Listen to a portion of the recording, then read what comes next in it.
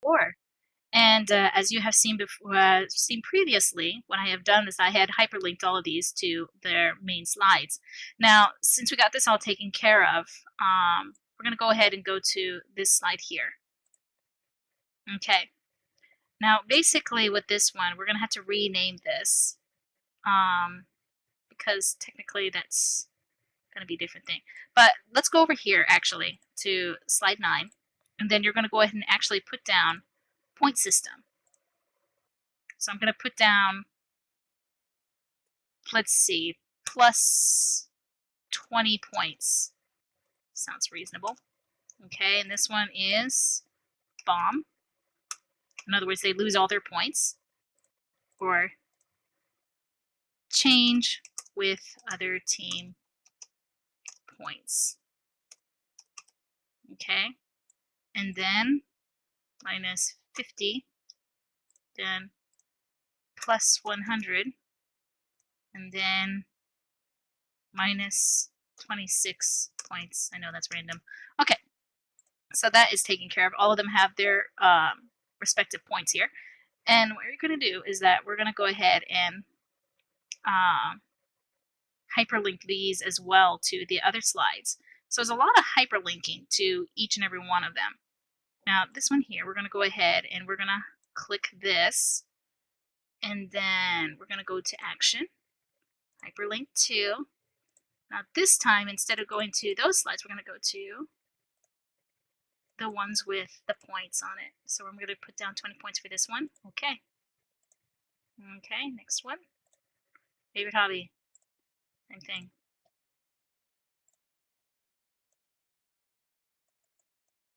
Okay. Oops, wrong one. My bad. Okay. Put the bomb here. Alright. Next one here.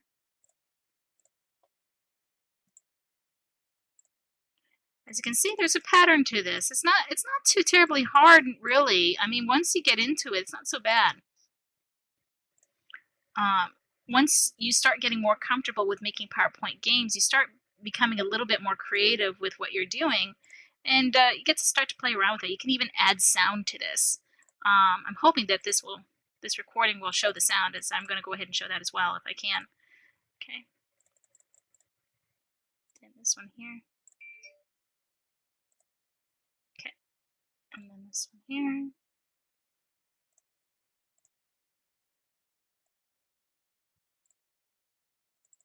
Almost there, guys. Okay. Okay.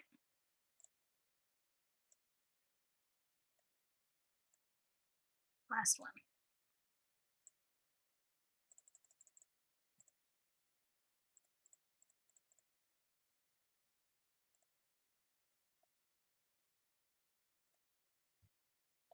Okay. So now we got them to their respective points. Now we're going to go ahead and go down and make sure this is hyperlinked to the home page, I guess you could say. And I'll show you where that's at. So we're going to go to action, hyperlink to, and then we're going to go to, it's actually supposed to be the second slide, but let's go ahead and look at this slide 2, right? Okay. So on any of these with the consequences, always have to link to that main page there. So that's kind of what we're doing. Slide 2.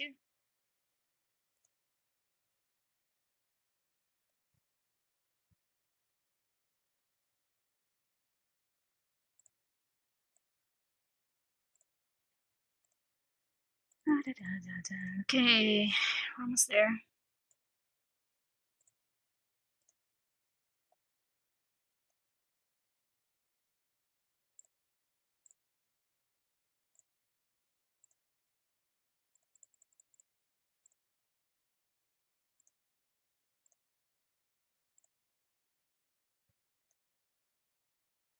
Okay, got 2 more to go. It's a little time consuming, but it's worth it in the end. It just takes some time. I'm just glad I'm not doing an entire thing because that would just take too terribly long. Okay. Then the last one should be right here, I do believe. Okay.